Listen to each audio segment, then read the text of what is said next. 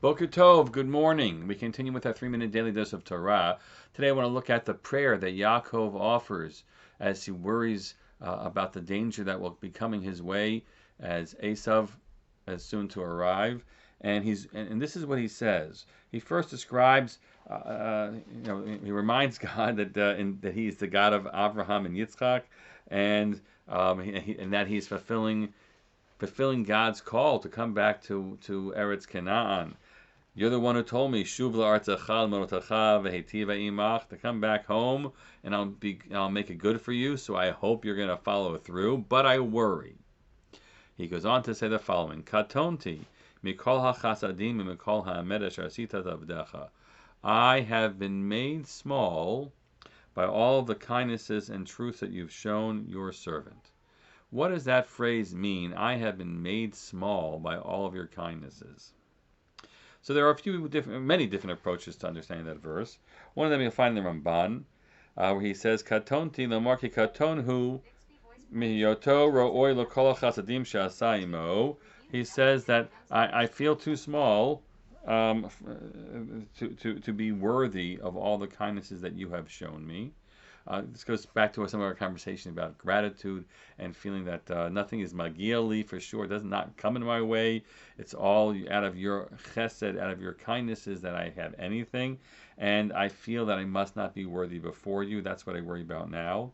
Rashi is a very interesting version of it, and I think of it often as a bank, a worthiness bank that Yaakov is thinking about. This is what Rashi says.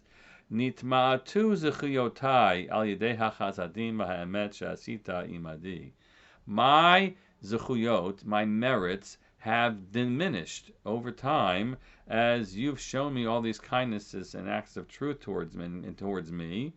L'kachani arei. That's why I'm afraid. Shema mi shehivtachtani nikalkalti. That unless from the time that you had originally promised me, I'm no longer worthy. So on the one hand, I fear that I have done things that have made me unworthy of kindnesses, but I would at least draw on my bank account of built-up merits. But I've actually, used all those chits up because you've been showing me kindness after kindness, and each kindness kind of comes as a 1-to-1 ratio with one of my merits. So I'll go to my bank account and try to make a withdrawal right now when I need it most.